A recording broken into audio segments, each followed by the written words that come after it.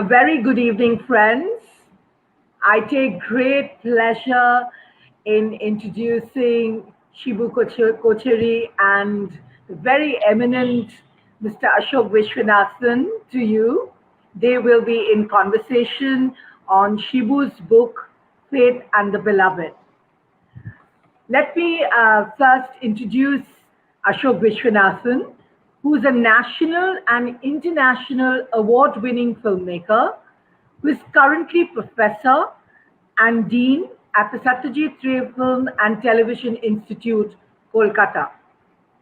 He has directed more than 150 film projects, including feature films, documentaries, short films, and television shows.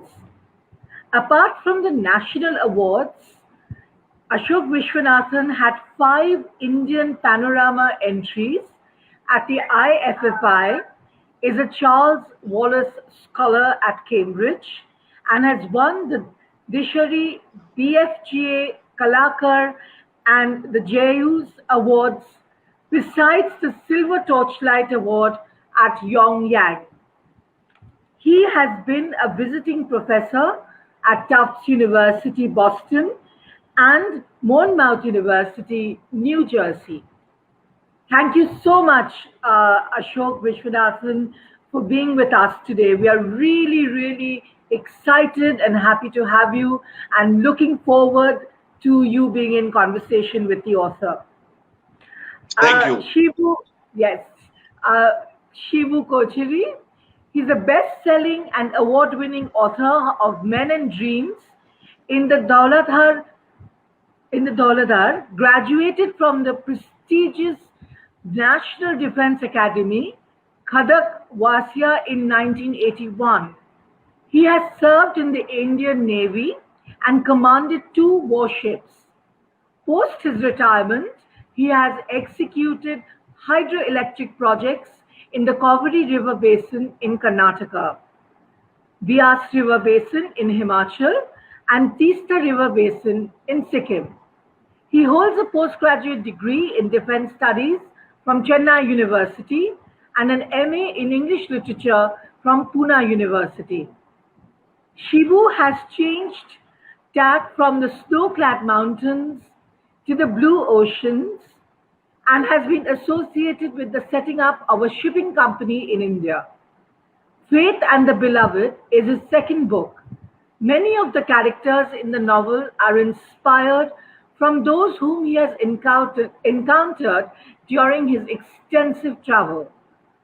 Kochery Shibu was born in Kochi, Kangarapadi, and now lives in Bangalore with his wife and daughter. Thank you, Shibu, for agreeing to do this interview. We look forward with a lot of enthusiasm. And I now hand over to Ashoke Viswanathan to take the discussion forward. Thank you. Thank you so much, Mona. Thank you very much, Mona, for that very kind introduction to both of us. But I personally feel that Shibu deserves every bit of it. As I was telling him, I'm fascinated by this novel, Faith and the Beloved. My apologies, I've not read the first novel, but I've read this one in detail. And it struck me from the very first moment that it was an intriguing piece of writing. It was something that gripped you, but also intrigued you, where you had lots of questions. And the way he has actually structured the narrative, that is very, very interesting. It is by no means a linear, straight narrative. The narrative, interpolates and extrapolates, and you go back and forth. And my first question to Shibu, after congratulating him for his endeavor, is, was it very deliberate on your part to create this kind of a narrative discourse? Thank you, Ashok. Thank you for the kind words. Of course, yes, the narrative in terms of differing timelines and differing events in a not a linear narration. Yes, it is by design, but also at the same time that, as I said, in all my writing, I start off with a lot of effort and research into character sketching. I believe the character should come live, and so a lot of it was uh, done as the novel was written. That means as you went along. So there were, the stories running in parallel, and as it happens in life, that the events need not be linear in many cases. Whenever the lives of two people or more than two people, when they cross each other, the crossing point may be one, but events before and after, then as in real life, they will be spread out in time and space. So I have taken that kind of an approach to in writing this. It comes with its own challenges. It's quite tough in writing also. That part I accept. So, in fact, therefore, your novel is designed, but it is also spontaneous. There are things which you have done as you are writing. And one of the things that you have done, which I find very marvelous, is that there are many gray characters. The characters are not solid in the sense that they are black and white, which is what makes it very real. I would compare it with, say, an Aravind Adiga, the kind of writing that he does. I like the character of Prem very much. It's a character which is not a negative character. I would not call it a negative character, but lots of shades of gray in the character. Could you tell us a little bit about Prem? So, it's like, when you write any of these novels, when I always believe in taking what I call slice of a society into the background of all the writing. And I am a fan of history. And I believe that one of the, problems of many of the readers and including me is that, we always look at history from an individual prism or a prism that is given to you by the media or by the newspapers or by the powers be at that point in time. And there is a lot of skewing which takes place. So it takes a discerning reader to go back and look at events which happened dispassionately with a discerning mind and then try to correlate. So if you see the book starts off with an event in the 1930s where, that was a time when in our own Dr. Ambedkar had fallen out with Gandhiji for some time for the way our, the what he called the Dalits were not treated well or they were not being included. So there was a strife. And there was a period in time when there was what is called a Geneva Andolan which took place in that Hindi heartland. So these are events, and there was, that struggle of people to break out of the morass of getting tied down in the way they were tied down in the society and trying to get out of it. So even start with somebody who's breaking barriers, doing something, of course, crossing the line, not an accepted norm in any society, but he has done it. So when that gets carried forward, even after, let's say, a generation or two generations, there is no forgiving in our system. That means that system is so rigid that even after maybe 30 years, 60 years, it comes back and to haunt them. So now this is a reality in our, the Hindi heartland, where the caste and the caste equations have always been a bane for us, and it continues to be even today. Because even today, since you mentioned Aravind Adiga, he also highlights that one issue in very, very, let's say maybe slightly overstepping the line, but okay, you highlighted the issue. So what the character that Prem represents that segment of the society, even when someone, let's say, comes out, he tries to be, better than what he is, the society does not allow him. So there are shades of gray, and then you're trying to fight for what you think is right or in your own perception of how things should be. So that is how I said, I'll call that, more of a slice of life as a society is, without being judgmental on what is Right. doing right or wrong. I appreciate what you have said about your reading of history. So, like you have spent a lot of time in designing the characters, going into detail, and also going into the history. The second very thing that strikes you right between the eyes is the milieu. You have brought out the milieu brilliantly. If you permit, let me just read a few lines from the chapter on Naiti, which is very important and which I find it's almost visual, it's like a painting. Naiti was born in 1971 to the landed gentry in the village of Oriankara on the outskirts of Kochi. She was named after her grandmother, who died young. She was the fourth child and the only girl child in the Cheroril family. The Cheroril family owned large tracts of land, tea, and rubber estates, and were well placed in society. Her father, Jacob Cheroril, was the traditional Syrian Christian father who believed in the Lord and did not believe in sparing the raw. The church was an essential part of her childhood life. Her upbringing was strict and Syrian Christian by nature. She went to St. Peter's School, the family run local English medium school. The morning prayer with the family was a must before leaving for school. So was the prayer before dinner. The family followed fasting and feasting as per their Syrian Christian church. After her primary education, she followed her brothers to join the famous St. Lawrence School at Lovedale in Ooty. It took her 3 months to adjust to the hostel life and fall in love with school. She hated school vacations during summer and winter and dreaded the church-driven life at home. She categorized vacations into lots. The summer vacation was the wedding time. Starting from the Sunday after Easter, there was a flurry of weddings of near and distant families.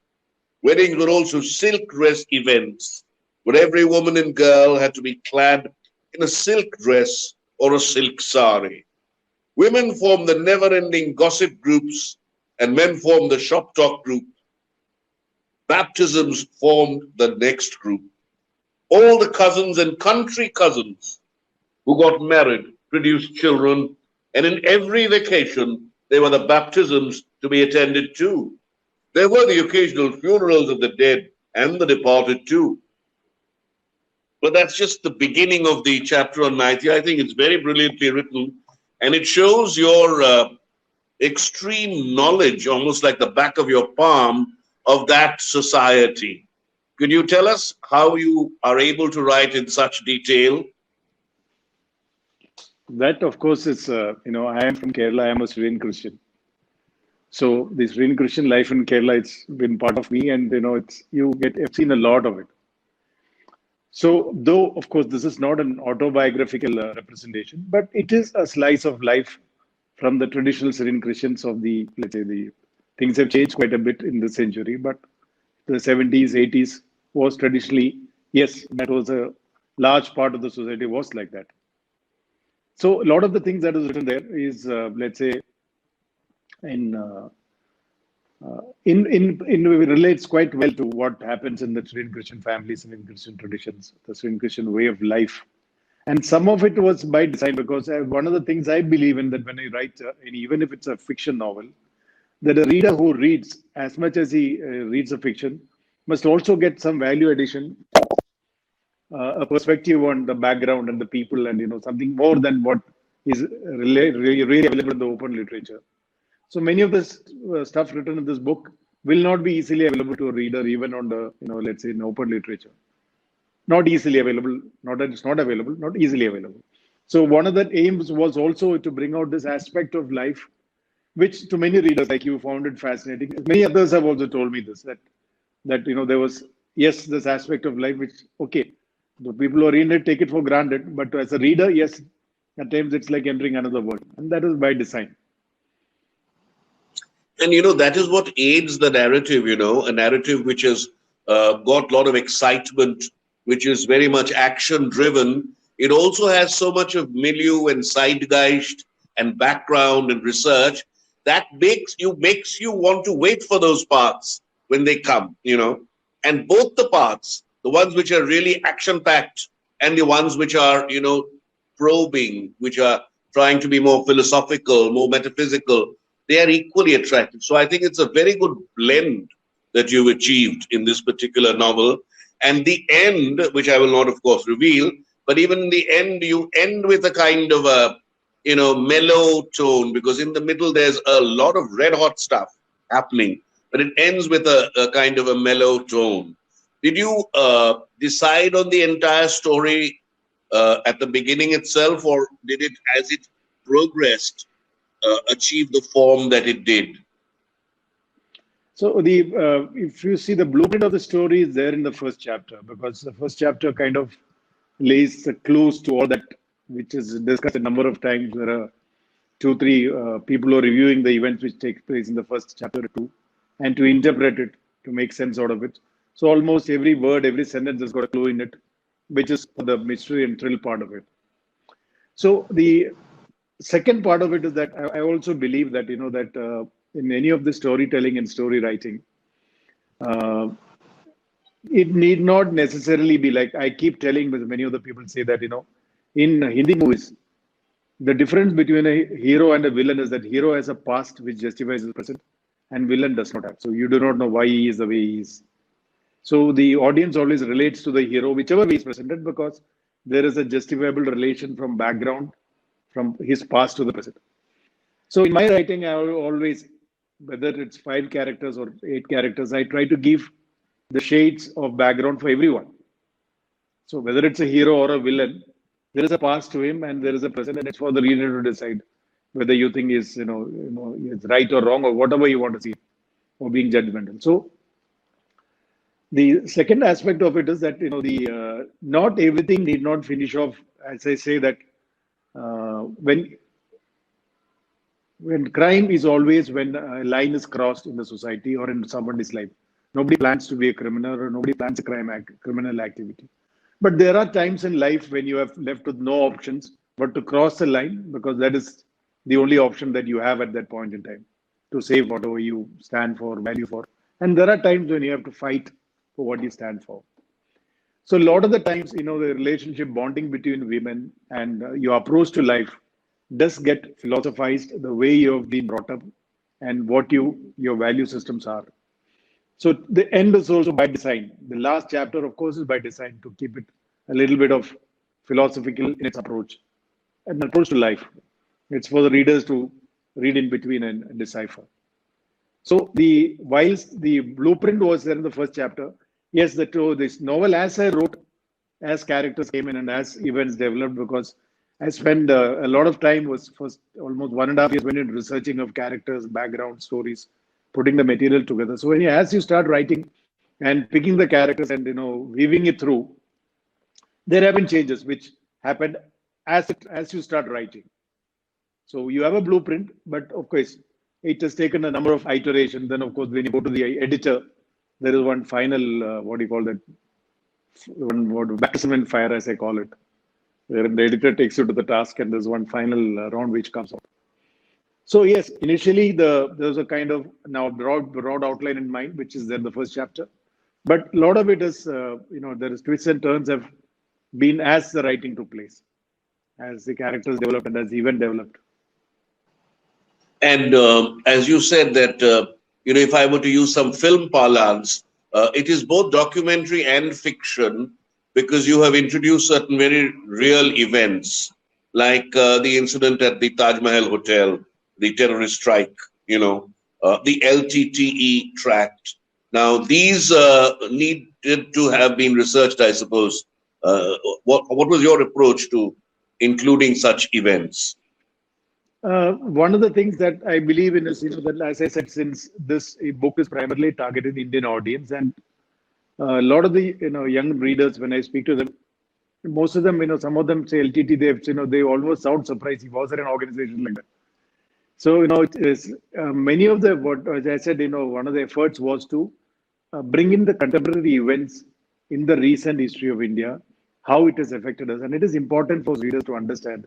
When things go wrong in a society, you cannot forget it and move forward. We must know what went wrong, what happened, to what level people went.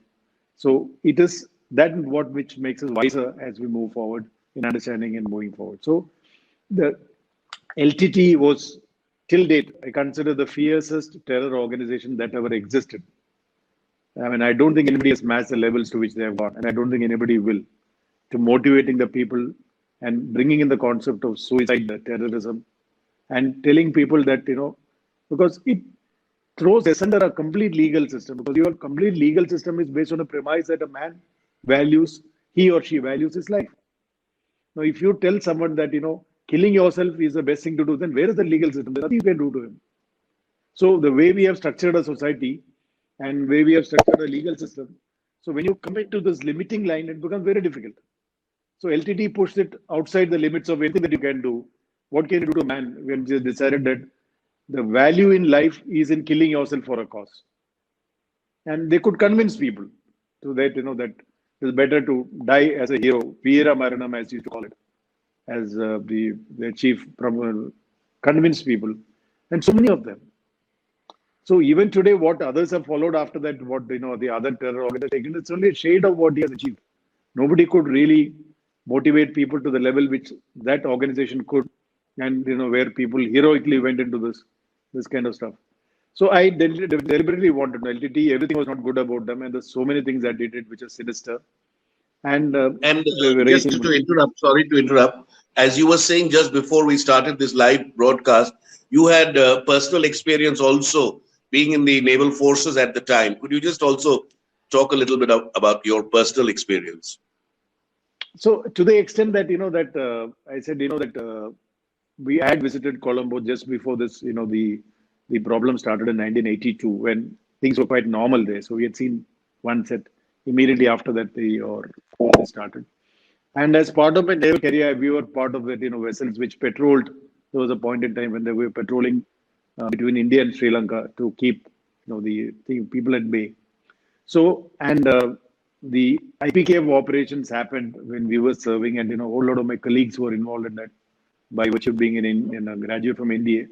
A lot of my peer group from the Army, Air Force people involved. So the events which took place there were kind of day-to-day communication or, worry for all of us at that point, that how we landed up in this kind of mess from all sides. So a lot of the events were known, but of course, at some point it went beyond control, and when events went out. So to that extent, yes, even LTT and events which happened in and around Sri Lanka, a lot of it was part of our career life. So to that extent, yes, I was quite familiar with that part of it. And even with notwithstanding, the research we went into actually finding out when someone actually travels to war torn Sri Lanka, what happens just when that war has come to an end. So that's how that character starts. And even that event which is quoted, it's an actually that I remember that event when it took place sometime in the 80s, where there was an incident, I think 86 or 87. There was an actual event of a family being murdered by a mob in Colombo, and the father comes out of the car, burning car, and the children were not set fire. So he takes the children and decides that children will die with him than being left to the mob. Now that kind of had stayed with me for quite some time. This particular event, that plight of a father where he has to kill his two children, girls with him, and then opting to leave them with the mob what was outside. So one of the characters is developed from there, where of course that boy is not there in that story. That boy is brought in here, who is to live to fight another day, and then that he is living for a cause. Even the cause is over, he's still living for it, as it happens in many of these cases. So that part, yes. So I just by design, I said, our people should know that it is we had a large issue which had for about 3 decades. It had permeated into every level of our society, which had with the pluses and the minuses. So you have both a micro level at the crime, as a crime story. There's a micro level and a macro level, because you have included something like LTT, which has a huge history, philosophy, and as you're saying, it's one of the most ferocious, if you may call it that, organizations of all time, because for them, even, sacrificing one's life is not at a premium, they can do it. So that is something which is very interesting. And in the process, you have created some very, very believable characters. The reason why I said earlier also, why this book is so dear to me is, one, because it is with an international flavor relating totally to Indian or, Asian events. And secondly, it actually creates characters which are very believable. If you look at the character of Naidi Cheroril, she seems absolutely a real character. And, the way you brought in the IIT, the competition there. And these are places where I've been to, and the IIM after that. Was she modeled on any real character in your experience? No, it is not a lift off from a person whom I know, definitely not.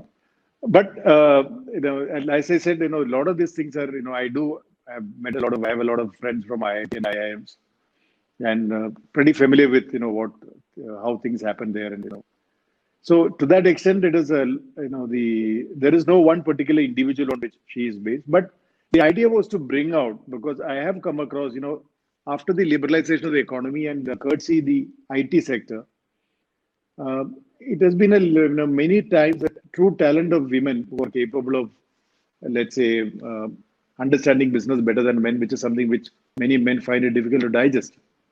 That, but as the traditional businesses where you're standalone and running a business was okay, but as your after liberalization took place and as the economy grew, and if you did not know the sector, if you did not know how to study the sector and to see the trends that consolidation which takes place, a lot of the things go out of the ambit of the traditional family-run businesses unless they really keep their wits about them.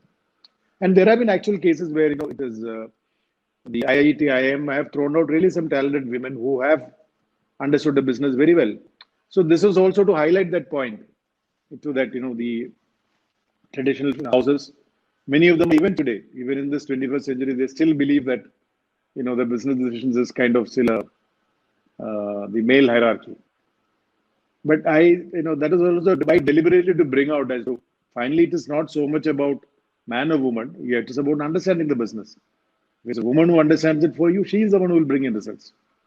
So that is deliberately to highlight that one aspect. And there are many like her, may not be large enough in number, but there are successful, let's say, IIT, IIM graduates who made a mark for them and proven that they can develop business and do things. So there are many such stories which are there, which are known in the open media also today. Many people have talked about.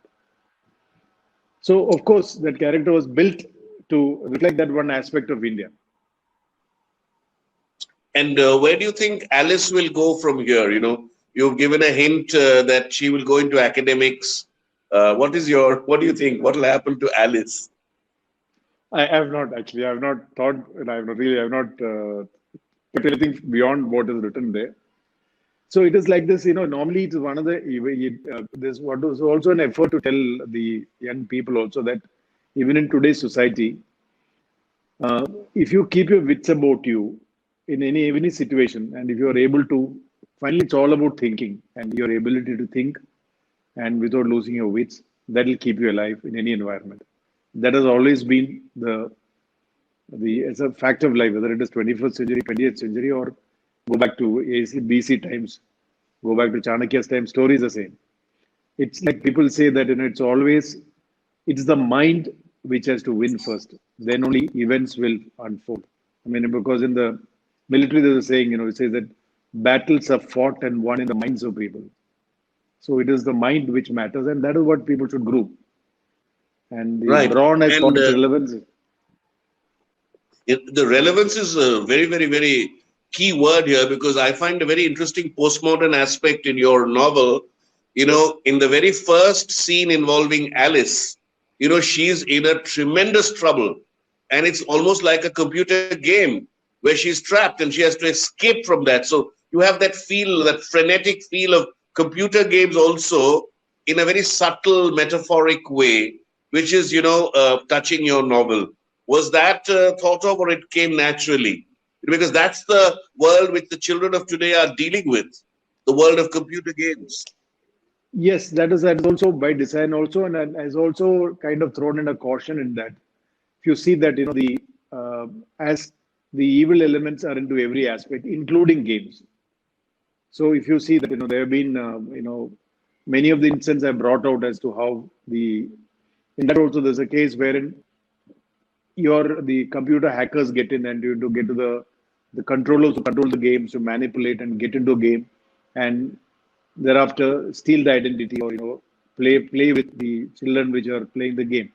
So the basic norms of safety, security, as much as it is in real life, it is equally applicable in computer games which they are playing.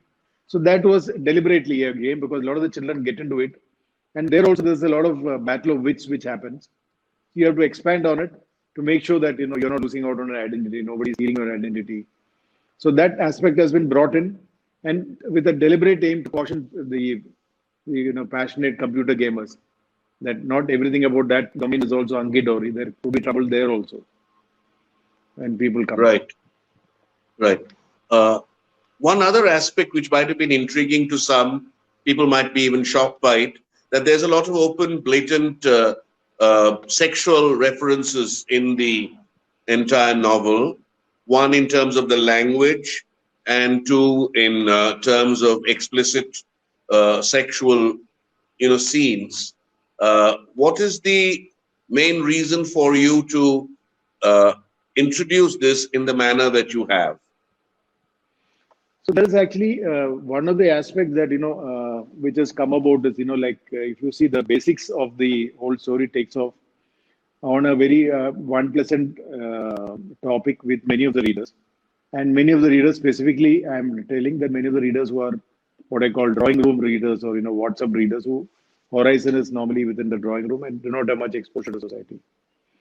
So they do find it very unpleasant that even some of the readers have told me also that you have not handled the subject of rape, let's say, sensitively enough, which is the start point from where that trouble start, and it's someone rapes and then the lady decides there's no law, shoot him and kill him. So one of the corollary that of course I just to bring about a little bit of history again, during the beginning of the 20th century, the Maharaja of Patiala's one of his uncles, one Mr. Khadak Singh. So he wanted to be a judge, and the Maharaja requested the British that my uncle should be the judge here. So Britishers told him, you do not know the law, you do not know the regulations. What is your qualification? So he asked them that, what is it that you want? So they said that we want that law and order should be maintained, and the law is enforced correctly. He said, I will do that. So leave that to me. That is what we have been doing all this while. I'll continue to do that. So he became a judge, and the first murder case that came to him was one woman whose husband was murdered, and there were 4 accused. And the woman said that these people beat her husband to death in the farm in front of her eyes, and the men refused. And there was a lawyer who was representing these 4. So Khadak Singh said, okay, so these are the 4 accused. They said, okay. Said, who are you as a lawyer? He said, I'm their lawyer. Why are you representing them? He said, that means you're also party to their crime. He said, no, I'm a lawyer. No, it doesn't matter. So they said, decreed, hang all 5 of them. So his judgment came to an end there, and all 5 are, put to the gallows. After that, for that duration, next 8 years when he was there was no question of any murder anywhere in that area. Now, the concept of justice and concept of execution of justice is runs from society to society. And the way we have done it is, our society in this matter has been very, very brutal. That's only language of people understand. So that means his case is very clear-cut cases. You have now, there's nothing to discuss about. You make an, that this is how the law is going to be dealt. People fall in line. So now this is one aspect which, let's say, now this is one of the, let's say, weaknesses in the whole, let's say, if you go by the penal code, punishable by 7 years. Okay, that is, how does it matter? Someone, let's say that in India, when you say that poverty and honesty is difficult for it to coexist. Difficult, not that it cannot, but most of the time it's difficult. So someone has got nothing to lose, 7 years in life, he doesn't care. So we have adopted a legal system which is British by nature, and they had their own way of bringing it up. So in its implementation in India and its system that we follow, it has got its own limitations. So that was the, let's say, the aim to highlight one of those issues. And second, of course, was also to bring about, because when you talk about the subject and there is a certain amount of, let's say, the exploitation related aspects which happens in this particular case. You have talked about a guy who's working for a cause. Now he doesn't know, he has been asked to do something, he's doing it. So whether it is right or wrong, he doesn't care. He's that LTT man, he still thinks that LTT is working for LTT. He does not know the organization is gone. So a lot of it has been contextual with respect to writing of the novel and not with any other intent, excepting for this one aspect which was to be highlighted. So I have left it to the readers to be judgmental about it. There are some people who have told you also that it is, let's say, what is the word? Overtly, let's say, explicit. Some of the readers have said. Have they But also some of said, the, has anyone reacted, Shibu, when in that rape scene or lovemaking scene, whatever you call it, that it was a bit patriarchal? The patriarchal aspect came out because you're saying that the woman will enjoy it eventually. yeah, so that's what I said. That is what the whole thing. That means if you read the whole thing, that whole read book in its entirety, it will not follow that perspective. But of course, if you select that one paragraph and say that that is the perspective of a man who has got an agenda behind, that's the history behind it, why he is like that. There's a background and history to it, which will come out later. But if someone reads only that one chapter and starts forming judgment about it, then of course, yes. If you read it in isolation, it will come out like that. Right. But I expect that people read the book should read the book in its entirety, and then correlate, and then to see whether the character is right or wrong. Then, as I said, Yes. I have tried not to be judgmental in it, and all the characters in this book have got shades of grey. Yeah, and apart from the gray, you're also been very realistic, People react in different ways. And that's what is important, and that is what is happening. It would be foolhardy to say that these impulses are not there in us, It is always there. And if we sweep it under the carpet, that wouldn't be the right thing. So in that sense, I think that there is a point in your favor. Now, I think we are nearing the end of the time. And before I conclude, I would request you to read a portion of your novel, which you think might be very interesting for us. We don't have much time, a little bit. If you could please read us something, any place. Sure, okay.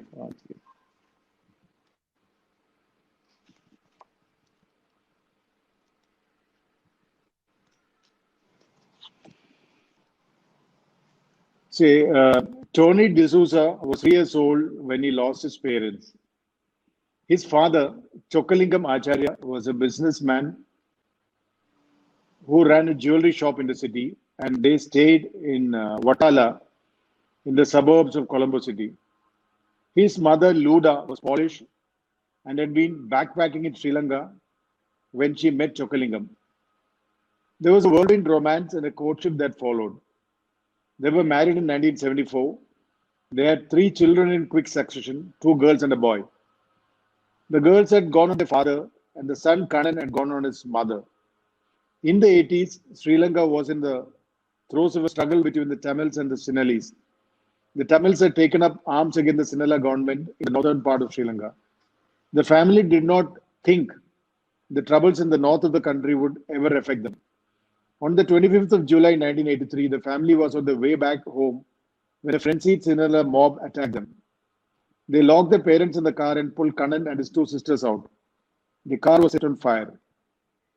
And the mob was laughing when his father came out of the car, engulfed in flames, grabbed his sisters, and ran back to the car and locked them in. Amidst the laughter of the Sinhalese, he heard his father's voice shouting to him, Kanna, maternal Poratwada. Now, this I just said, because this is an event which has stayed with me ever since that event. First time I read it, even so many decades down the line, it always comes live in front of me as of the plight of a father who has to kill his own young children with him for no fault of theirs or fault of his. No, it's absolutely moving, and not just this passage that you've read. Your novel is a path-breaking novel. I have no hesitation in saying that from my experience of cinema and literature. It is an Indian novel, definitely international in its ambit, in its scope, and its aspirations. It is extremely interesting, intriguing, and it has also created a new style, the way you use quotes, quotations, pithy sayings, maxims, which pepper your text. The style is extremely novel in the true sense of the word, and it is something that stays with you. It's something intriguing and interesting. Congratulations to you. Please keep writing. And this is really the stuff that dreams are made of. Thank you very much. Thank you so much, Mr. Ashok. Thank you so much. Thank you so much for this very, very interesting, enlightening, and riveting discussion. Thank you so much, Ashoke Viswanathan, for giving us the time, the scope, and the opportunity. You were wonderful. And Shibu, of course, we are great fans of yours. We love your writing. We love the way you speak. We enjoyed the session. And I would request viewers, if we will put up the Amazon link. If you could kindly buy the book online, it would really be nice. As readers, you'll enjoy Faith and the Beloved. And thank you so much. And Ashoke Viswanathan, I look forward to more such sessions. And Shibu, Mr. Viswanathan has already wished you that we are looking forward to your next book. Thank you so much on behalf of Readers and Writers Club. Thank you. Thank you so much. Thank you so much, Mona. Thank you so much, Viswanathan. Thank you. Thank you.